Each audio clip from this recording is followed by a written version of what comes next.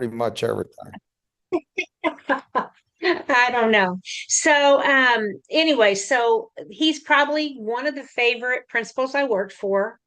Um, he Thank doesn't you. beat around the bush. He was really good about coming into my office and going, I think you'd be really good at this. So I think maybe you should take charge of this.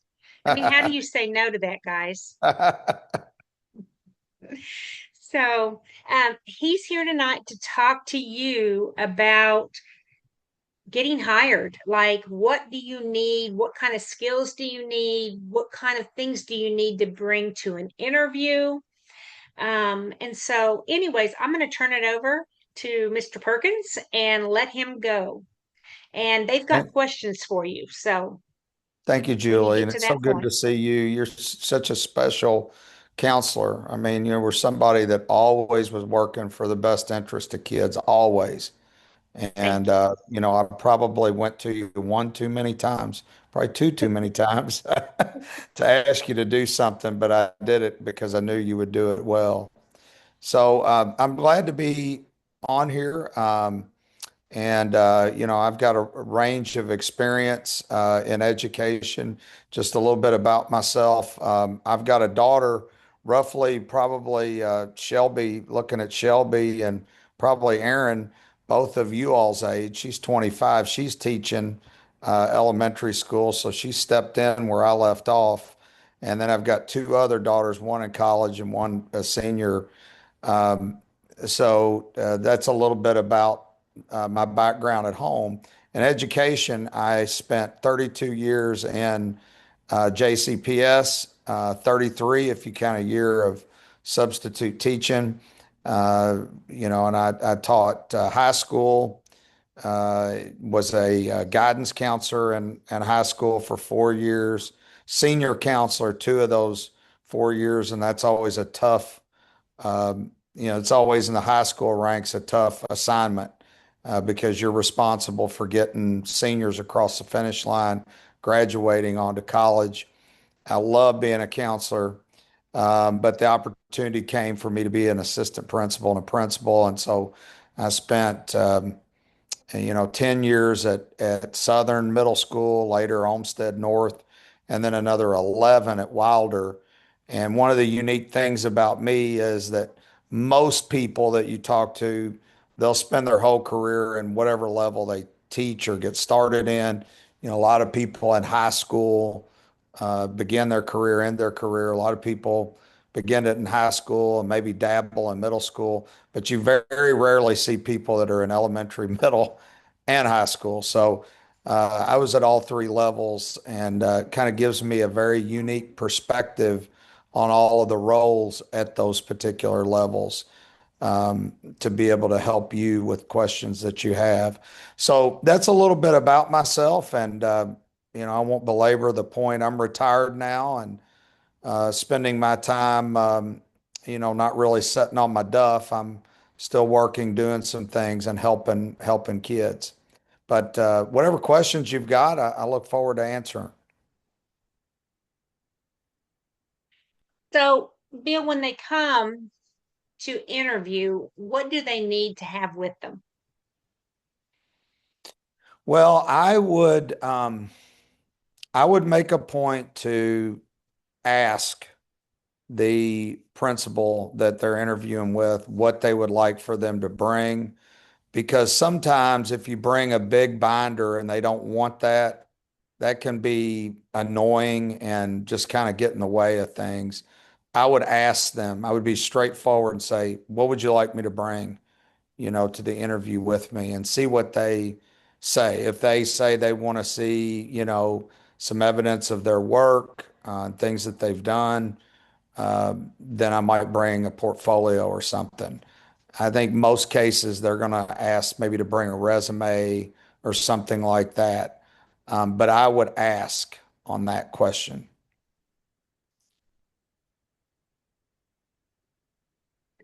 What kind of skills need to be highlighted when you're going for a school counseling position? Um, I think first of all, as a counselor, you're an advocate for kids. You have to be about that. That's number one. And so that has to come through in your words and what you say, and particularly why you want the job. So I think you are a defender, you're an advocate. So you have to be about kids, and I think that has to come through. I also think being organized is very important as a counselor because you have a lot of balls up in the air, so to speak. You're helping, students, and so there's a lot to process. There's a lot to do. And so being organized is very important. So ways that you can show that helps in the interview process. And then I think another one is being a team player, making sure that the principal understands that, you are looking forward to working with the school. You're going to advocate for kids, but also you're going to work within the framework of the school. So I think those three things probably are the most important. Okay. So, guys, what kind of questions do you have for Mr. Perkins?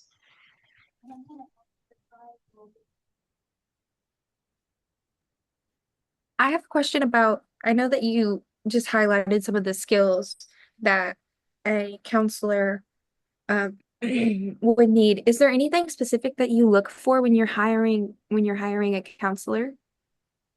Yes, I look for whether, kind of a little bit playing on top of my answer I just gave on some of the qualities that you want to kind of emphasize. I would say I look for, someone that's an advocate for kids, someone that's passion for working with students comes through. I'll never forget when I hired Julie. One of the great things about her when we hired her was all of the different things that she had done in her role as a teacher. She had been a club sponsor. She had ran some important projects for the principal. Her advocacy for kids and the things that she's done, that she did, were a great way to show that you're an advocate for kids. And I think, that's the other part that's important is, it's one thing to say you are, but when you have a history of doing things for kids, for your schools that you've been a teacher, that speaks volumes. And when you can reference that and touch on that, I think that's very important, because it highlights, anybody can say anything, but your record speaks for itself. And so I think, um, that is probably an important thing that I look for. And I also would look for, when I would ask questions about, um, to the candidates, I might say things like, what will your priorities be? And they would say their priorities. But a better answer always to me was, well, first I'd find out as principal what your priorities are so that I can work within those priorities that the school has set.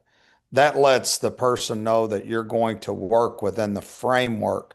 You're not going to be an independent contractor. You're going to work within the framework of the school. And that's very important to the culture of a school, that everybody works within whatever framework the principal has set. That ensures that everyone stays on mission within the school. And so that's a secondary part of the job that you have to somehow marry within yourself, because you're sometimes what happens when you're in the role as counselor, your advocacy for kids bumps up against that. And so you've got to figure out how to work in that world.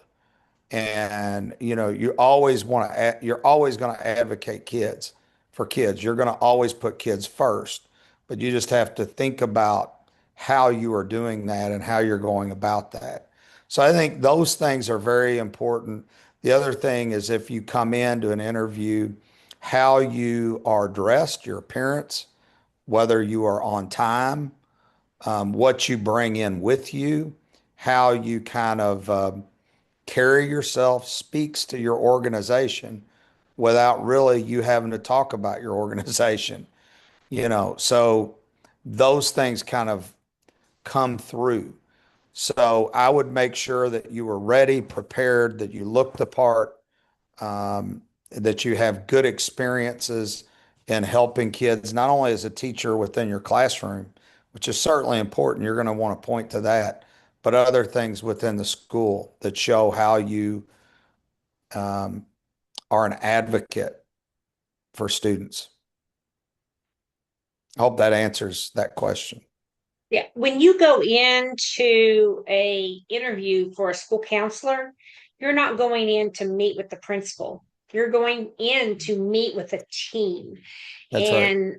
And there'll be some teachers in there, there will be other school counselors, there may be assistant principals, the principal. I can't remember, but I think there was about 6 or 7 people in my interview when I interviewed at Olmsted North. Um, and that can be a little intimidating just because, you're trying to read the people and you've got a lot of people to read. Are you talking the talk that they're wanting to hear? And it really can be a little overwhelming. Um, and you just kind of, you know, you just have to open and say what you where you're at, because you're not going to be able to meet everything for every person in the room. No, and ultimately remember this that the final decision is the principal. So the people on the committee, yes, they have a role, and yes, they have, like I used to tell them in an interview committee, and a lot of times they didn't like this. I would say, you all have 6 votes. I have 7 votes. So, meaning what they say is certainly important and taken into consideration, but ultimately, the principal will make the final decision on it. So you've got Julie's absolutely right. You have to think about everybody that's within the room and how you're speaking to them, um, and not gloss over anybody while at the same time thinking about how the principal's receiving the information. Absolutely. Who has another question?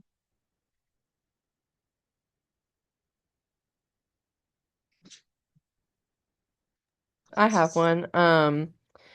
So I've like heard a lot about this from other school counselors in JCPS, and correct me if I'm wrong, but in order to be a school counselor in JCPS, you have to have, I think it's at least 2 years of school-based experience.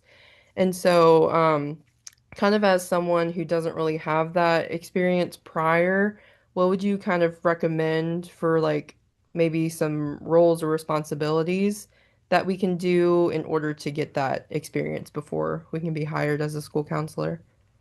Is it 2? I thought it was always 5, Okay, but I wasn't sure. maybe they've changed it to 2. I don't know. Um, but I think highlighting, like, think about what role you have within your school. Um, I was telling this, having the same conversation with my daughter. She is coaching cheerleading right now, okay, at her school. And it's good. It doesn't pay anything. As you all know, a lot of these after school things don't pay a thing, which stinks because they should. Okay. So one of the things that you need to think about is within what it is you're doing, if you're teaching, what outside of that are what other roles do you have within the school to highlight your leadership? Because as a counselor, you're not just counseling kids, you're a leader as well. You're an administrator in Jefferson County. Like Julie, for me, would supervise events. If we had a dance or we had something after school, a basketball game, I might not be able to go. The assistant principals may not be able to go. Julie would go. So, and they would chair committees and things like that. So, a principal is going to want to know that you've had experiences within leadership. You don't have to necessarily coach or do something like that, but were you a team leader? Did you have a significant role on a committee at your school? Did you organize something? Did you take on a big initiative that the principal needed someone to take on? All of those things factor in um, with a lot of times who is chosen for a particular job. Like I said, Julie had, when we hired her, I did not know Julie at all before the interview, but her principal knew who she was because her principal called me and told me all of the things about her. And when we looked at her resume, she'd done everything. She had been a driver at Westport Middle School, um, no matter what grade it was that she was teaching. So I knew I wanted somebody with that kind of drive and that kind of leadership, that kind of commitment to kids inside of my school. Because the principal's sitting there looking at it, they're looking at the interview going, how is this person that I hire going to make my life easier? They're not looking at it going, how is this person going to make things more complex? They're looking at it going, what can this person take on to take some of the heaviness that's off my plate and help kids. So anytime you're bringing a skill that somebody else doesn't have, that's powerful. Like I remember when I was hired at Southern Middle School, one of the reasons I was hired was I knew how to do a master schedule. Nobody else there did. So they needed, the year had already started and they didn't have a master schedule. So what I had to do coming into the job is develop really quickly what the schedule was going to be for the entire school. And nobody else could do it. That's why I got hired ultimately. So think about that type of thing as you're looking at each year, things that you want to take on to better yourself that may further you toward a career and being a counselor. And you can use your growth plan. You can talk to your principal and say, hey, you know, and my growth plan, and I think now they're all done at this point, but you can always look to it and have your principal say, what can we put in here to help me grow towards my ultimate goal, you know, maybe later on down the road of being a counselor. Gotcha. Thank you. Hmm. Who else has questions? Just so you know, the one who is coaching tonight actually sent her questions to somebody. So even though she's Okay. not here when she watches the video, she's going to get her answers. So, Okay. All right. Shoot them at me. One of her questions was actually about how JCPS no longer has DEI programs. So she was wondering, do principals support school counselors who are trying to promote diversity programs in their schools, even though JCPS doesn't have DEI anymore? JCPS, though, does still promote, and one of its core values is diversity. And I don't think that's changed. I don't think they've ever called it DEI, but they do promote diversity, and diversity is still, um, is still part of our work or is part of the work in JCPS. I don't think that's gone away. I know there's some legal things going on with that. Um, but that's still in there as one of the core values. I mean, if you look at it. And so the principal's role, first of all, I am a advocate. I've always been an advocate of diversity. I believe diversity makes you stronger, not weaker. And so I always looked for ways in my school to not only celebrate it. I remember Julie was part of when we planned and we put in place a diversity night, to celebrate. And we had kids from all over the world, 66 different countries, bring in food and share it. And and I always did it in my hiring. I always felt that I didn't get credit for it, but I was always as much credit as I would have liked, but I was a huge proponent of diversity and supporter of it, and had people from all walks of life on my administrative team and my staff, and we celebrated that. So the principal does, you are correct in this. The principal does have to believe in it and drive it. And what I always did is I sat on my racial equity committee. I chaired that. I didn't give that to an assistant principal. It was that important to me. And it was always a goal that was very important to me. So the principal does have to drive it though. But I think I don't think it's been totally gotten away from with JCPS. Um, and I think it's important, and I think it still is important within the district. I don't think they're calling it DEI, but I think they are, like I said, celebrating it and making it one of their core tenets still. So I would say, to your friend, continue to because you know when we love and support kids, we have to understand all kids are going to be different, right? If we don't take that into account ourselves and we don't respect that, then we're hurting kids, right? Kind of. I mean, really. So I think it has to be about what we do. I hope that answers your question. That did, yes. Thank you so much. Yeah. Who else?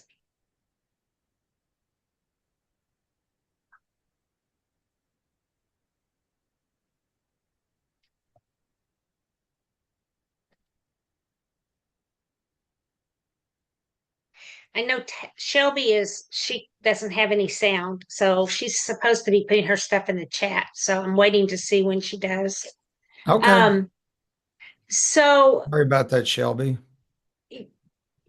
so one of the things that I think is important to note when you sign a administration counselor, principal, assistant principal, your very last thing on your contract is other duties as assigned.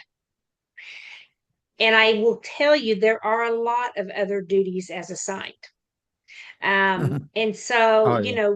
you're going to be giving up some family time to be at a concert or to be at a ball game or to be at, family nights, that kind of thing. Um, so you have to be able to embrace that and you have to be able to for your family to be on board because you will be giving up some of that time that you would have at home to do that. I always found that very rewarding because it helped to build those relationships with the kids. If you were at their concert, they would come and talk to you all day long about a certain song they sang or whatever, or did you see my shot that I made? And so it's a great way to build the relationships with the kids on those other duties as assigned, but it's not always easy because I will tell you that as a school counselor, the first week of school, I would sleep. I would go straight home and go to bed because I was exhausted. Because you are wearing so many hats, it can be overwhelming. Um, I will say that at Olmsted, I was blessed. Several people will call us the dream team, but I had that support. We had, all of us worked together. And if one of us wasn't available, somebody else stepped in. And so that's really important when you're looking at a school is what kind of support network will you have? Um, and so that being said, you need to do your research on a school before you go to the school. What is that track record? What is their attendance? What are their test scores? And I'm not saying they have to have good test scores, but are they working towards improvement? So, what kind of improvement plans do they have in place? And how can you, as a school counselor, contribute to that? And I think that's extremely important. Um, you are going to liaison between the other administrators, the parents, the students, the teachers, and you're going to be called to do things that sometimes are not easy. But do you have that support network to help you? Um, Yes, I know very, very good. Those are great point. Culture is everything. A everything. school that's not built with a strong culture, supportive culture, is built on sand, and it won't hold up. So look at the like Julie said, do your research. Surveys are a great place to look to get like what kids' perspectives are, what adults' perspectives are. We always had outstanding surveys, and I had them at Wilder as well because we put a premium on culture. Culture was very important. We had 90% free and reduced lunch. We had over half our kids with either a disability or what weren't at English proficiency. And we would have some of the best um, surveys in all of JCPS. I always expected a lot from my staff, but if they needed something, I was 24/7. They could call me and I'd be there. And like Julie says, you are going to be required if you're an administrator to sometimes do some things outside of the normal day. That's what it will take in order to be successful. And if you don't, you're not going to be as successful. And think about it this way, if you put time in on the front end, you're going to get time on the back end. So it's going to make your life easier by being by having some of those moments with kids outside of school. I'm not saying all the time. You got to take care of yourself too. That's important. You have to have some degree of balance. I was never good at that. But you do need to have that. That's important. But think about ways that if you need to spend a little bit more time dealing with something, a lot of times as a counselor, you can't just hit the light switch and go home. A kid can't make it home. Something's happened. Uh, CPS is on the phone. Your time's up, but you've got an obligation there. A kid that you really have been working with invites you to a ball game, you know, that sort of thing. So, um, anyways, so all of that stuff is important. Um, and to do, to keep in mind, because you'll be more successful if you're doing those things. Ari, I know you're not feeling well. What are some of your questions? I think Ari has COVID, so we're not going to breathe on her, but what are some of your questions? Um, I liked everyone else's questions. I wouldn't say mine's kind of a question. I just kind of wanted to hear input on, because I know we kind of briefly touched based on like counselors not only have their duties, but there's additional duties as well. So, have you ever come across like a counselor who's kind of like refused to do a task, and like, was it appropriate of them to refuse it? Because I know in a previous course, an instructor had kind of taught us to not have the facade of being like a nice counselor. Like, you have to know your duties and how much you can take on. So I just kind of wanted to hear like your input about that, if that kind of made sense.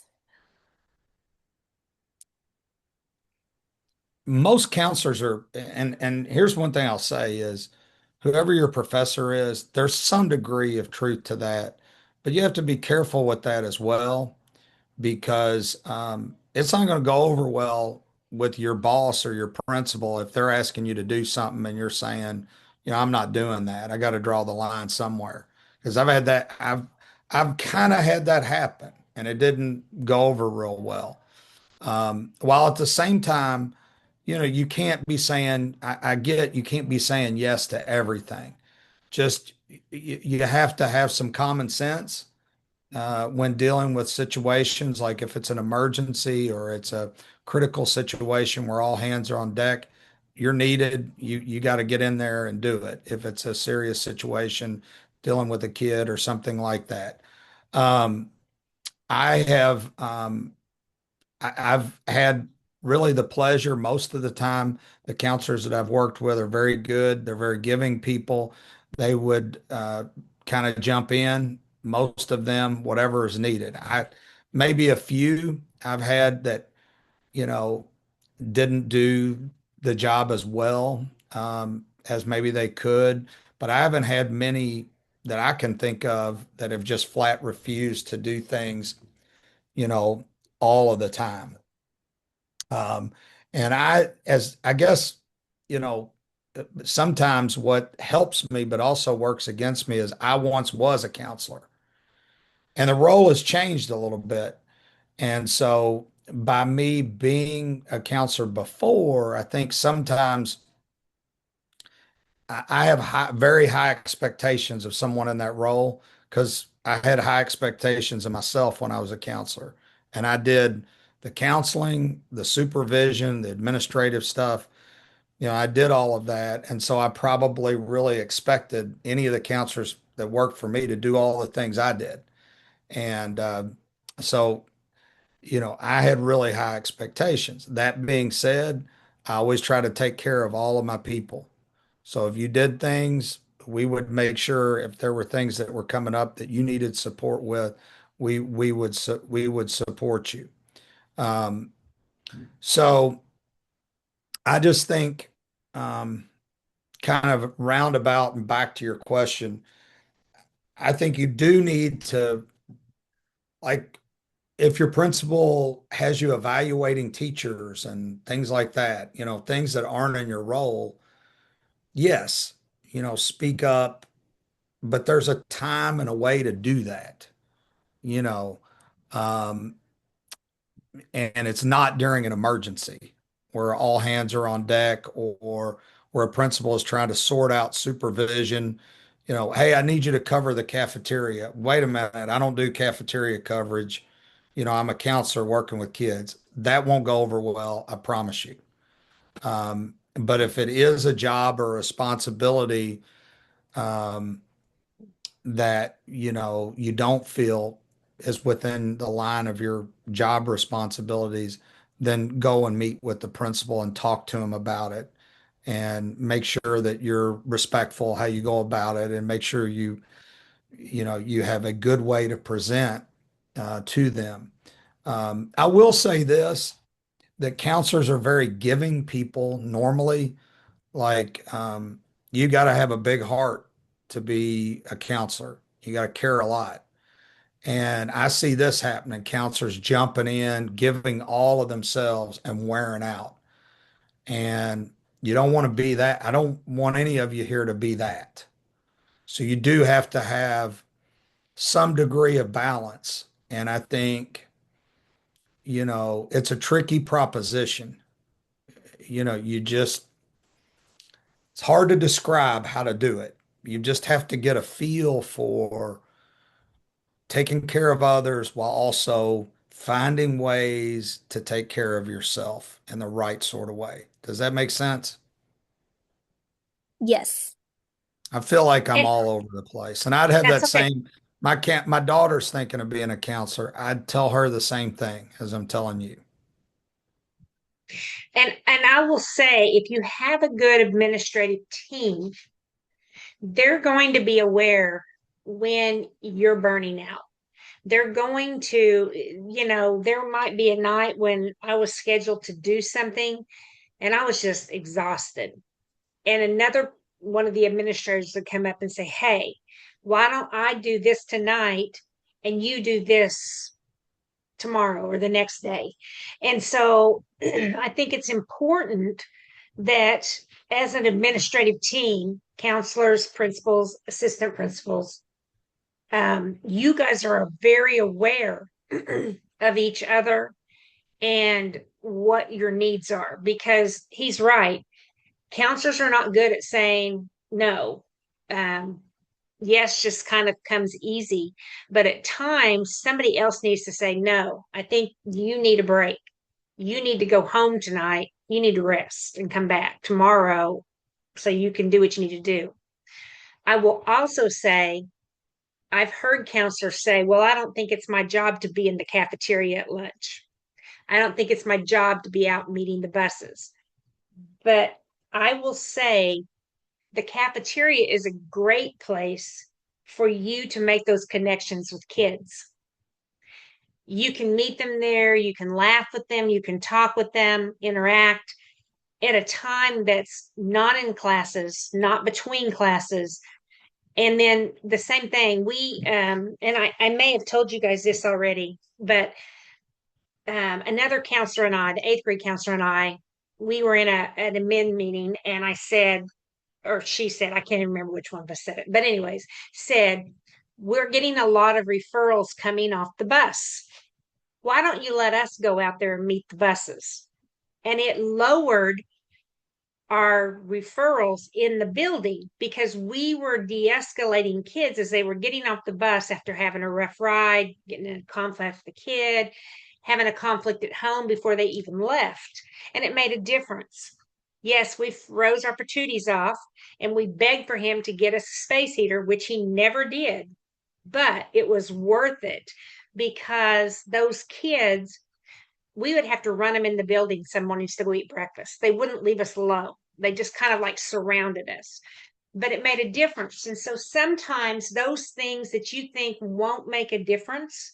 I mean, who would think that as a counselor, cafeteria duty and bus duty would actually make a difference in the day of a child? But it did. And so you have to embrace the things that you really don't want to do and look at the value that they're offering to the kids. Um, was cafeteria duty my favorite thing? No. Kids put ketchup on everything and it's gross. And ranch dressing. It's really gross. But I made it through those times, you know. And so be willing to step outside of what you think your role is, because the reality is, as a counselor, your role is so large you won't even know what it is sometimes.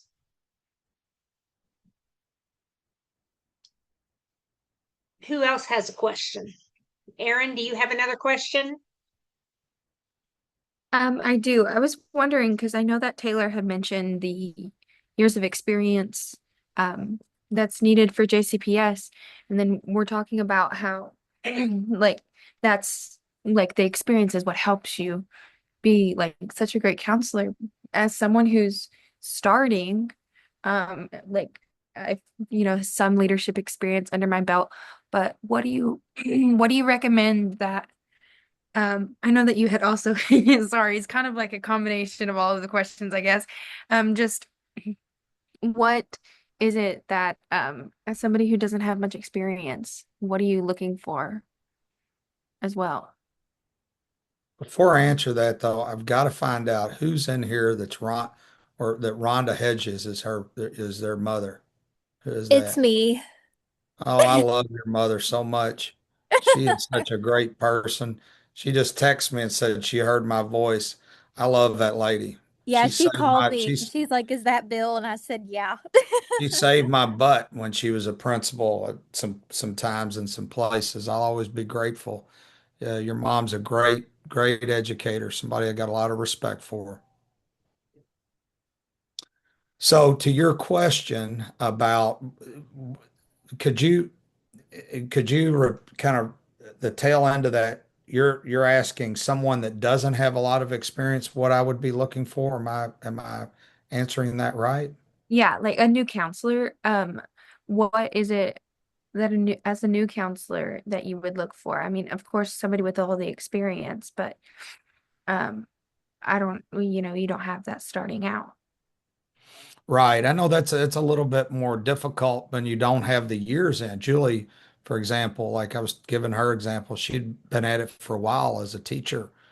Um, so I think there will, even though in a short period of time, there's going to be things that it shows that you're involved with early on. Um, for example, like when I was hired as a counselor, I'd been a teacher for 7 years, not very long, um, but I'd been assistant football coach, I'd been girls basketball coach, I'd been assistant athletic director, been a class sponsor, I've been social studies department chair after 5 years. And I'm a little bit different. My situation's a little bit different. I probably was doing too much back then, but there should be some indication within your 5 years of teaching of things that you're doing within the school and in your classroom that demonstrates some leadership. I also think your enthusiasm, your passion about working with kids has to shine through your organization and how you present yourself. Those things can be things that overcome age. They can overcome that if that exudes through in your personality and your interview, if you're demonstrating those things. Um, so I would say that. Great. Thank you so much. I will say that, and I've heard this a lot. If you're not a teacher and you don't have the experience inside the school setting, you can go outside of JCPS to be a counselor into Indiana and then come back with that experience. And so, um, I know sometimes it feels like it's hopeless because you can't get into JCPS, but there are other ways and avenues to get to JCPS. Um, because even though JCPS has that requirement, like Oldham County, Shelby County, they don't have that requirement. You don't have to have been in a school setting to become a school counselor. So just Yeah, saying, it's changed a little bit. yes.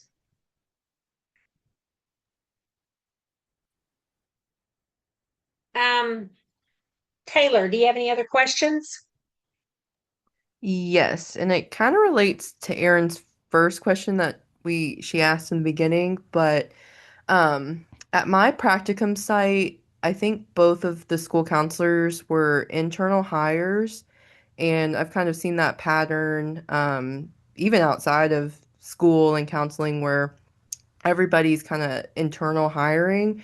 So I was curious, what can we do during the interview process to kind of combat that? And like, if there's anything that, since you were a principal, that you would maybe look for that could help us like stand out against the people who have kind of been in the school for however many years and you kind of know them already. If there's anything you can think of. Yeah, I think a little bit. I think uh, a little bit of the things I just was talking about a little bit.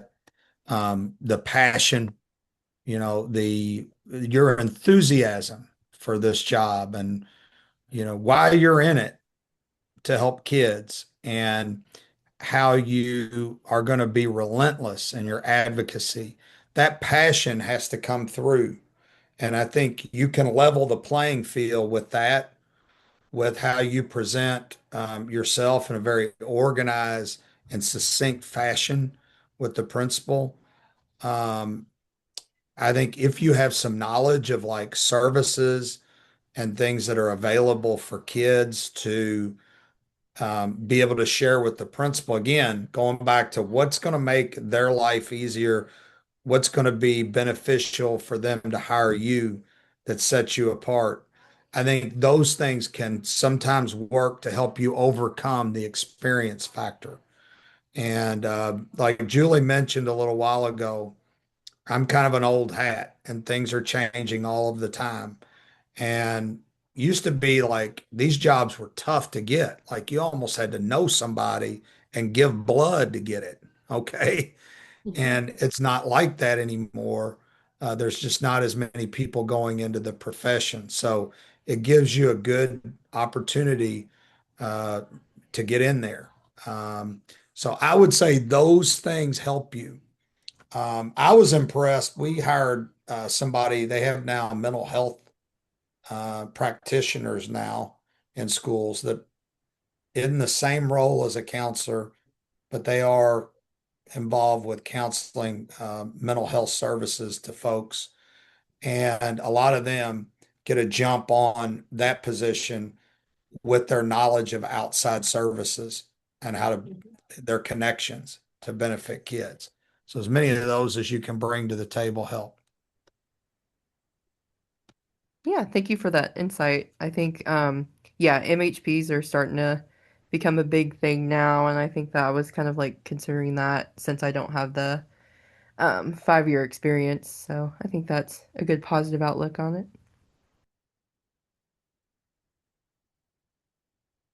Who else has something?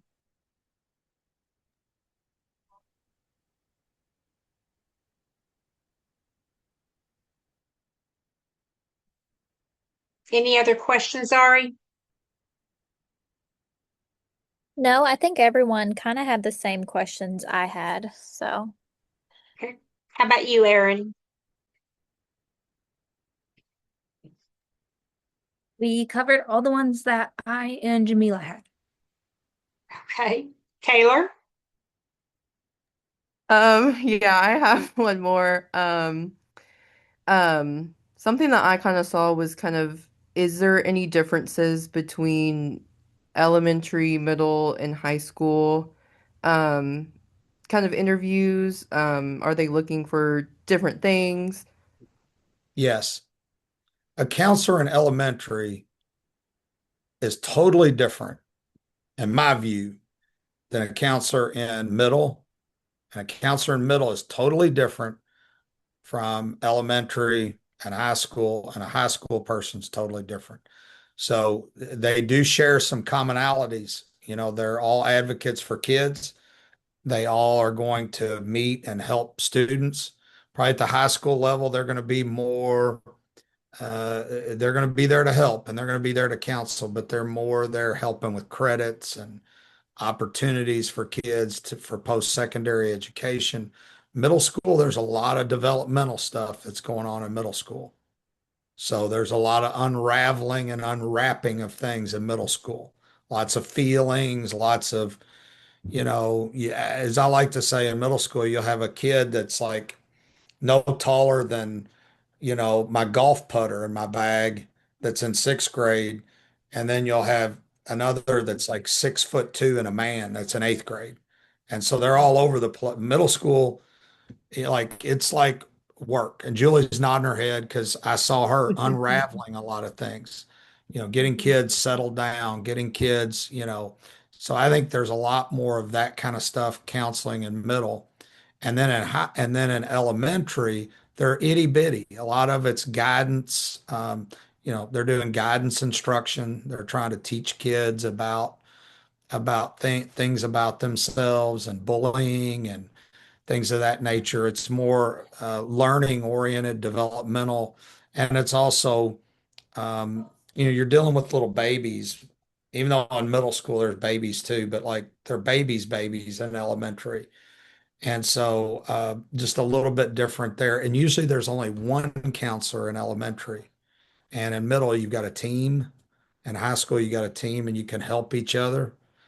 Some of the greatest partners I had in my career were Rita Holman and Danae Fox and Peggy Gibson and people like that, Beth Salyer, that was with the team of counselors at Doss because we would lean on each other. And that's the thing about being a counselor. You got to value and respect confidentiality always. And that's an important thing in your role. Um, but in that you can lean on your colleagues in a professional way because they're bound to the same kind of principles as you are. And so they are the one people you can kind of go to that know that they'll keep the flame and help you. And so, like Julie talked about earlier, those relationships are real important as you're a counselor. Um, but yeah, they're all three are very different from each other. Um, Elementary can be very lonely because you only have one. But you want to make sure that you have a strong relationship with your counselor and your assistant principal. And that's the important thing is even now, as you're a teacher coming up and you become a counselor, always remember your principal, the relationship with your principal is important. They can help you in so many ways. Somebody asked, how do you move up quickly? Well, one way is if your principal really, really likes you and sees something in you, because they'll promote you. Sometimes they might not have anything themselves, but they may be willing to help you get a position somewhere else. And you know, stop by, like, don't interrupt and bother them all the time, but like, make sure you have a relationship. Just if you're speaking to them, how's it going? What can I do to help? Do you need me for anything? When a teacher on your team, or your grade level isn't there and they need a sub to cover a class, raise your hand. All those good acts that you do come back to help you in the long run. Did that answer your question? No, yes, that was perfect. Thank you. Okay, no problem, Taylor. As an elementary counselor, it's important that you have a network with other elementary counselors because you are out there. And a lot of times you may not have a solution for something, but if you talk to another elementary counselor, they may be going through the same thing and you guys can work through it together. Um, I know that when I took over the master schedule at Olmsted, I mean, I constantly was talking to Olmsted South, the person who did theirs, to the other schools that had similar demographics to how we could do this master schedule in a way that would give the kids everything they needed to have. The other thing too is, I've shared this with you, but we had when I first started, we had two counselors, but then we ended up getting three. And we developed systems. So if I wasn't available and maybe I was gone, the other two counselors could see my kids because they knew exactly what was going on. We developed a way to input who we saw for what so that there wasn't gaps in there. And it might be that um, when I was, and by the way, if you want to be a seventh grade counselor, your head needs to spin because that's the grade their heads spin all the time. So I think that's why I loved being a seventh grade counselor because I was as crazy as they were. They might be happy one minute and the next minute upset about something. But we were able to tag team. If I was in lunch duty and one of my kids needed something, they could go to a different counselor and we communicated with each other. So it made it so much easier. Um, so networking is critical. Going to your meetings is critical. Doing the camp they have before for the counselors is critical. And so being active, that is going to make it so much easier for you. And like Bill said, um, I used to, and I don't even know if you know this, Bill, but Shoemate and we used to tag team. I was the good cop and she was the bad cop. And we could get kids to confess to anything between the two of us because I was advocating for them and she was being the hard nose that said, this isn't going to happen. And so working with your team is critical. You've got to have those relationships outside of school that can maintain what you're needing inside of school. Um, and so, I mean, it's so important. I never felt that I couldn't go in and rant and rave to Mr. Perkins. He would say, okay, calm down. Let's talk about this. We'll figure this out. You know, you've got to be able to do that, because if you can't, there's this big schism going on among the team. You've got to know what each one of you are doing and how you're doing it and how it all fits together as one cohesive unit. 100%. So, and I will tell 100%. you, I felt very blessed, very blessed. And Julie, you hit a good point too. Your relationships with other counselors across schools will help too, because they'll have ideas that you can steal or swipe. You know, in education, we're the biggest thieves in the world, right? Nobody Yep. has an idea of their own. We pick up something from somebody else. Same with counselors. And I encourage you, join the groups. Like I was always a member of the Kentucky KCA, Kentucky Counseling Association. I was a big member of uh, I was on the JCPS counseling cohort division.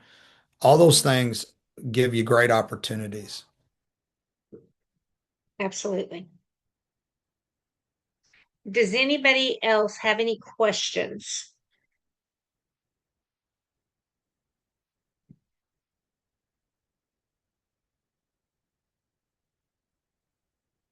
None at all? By the way, this is not a very talkative group.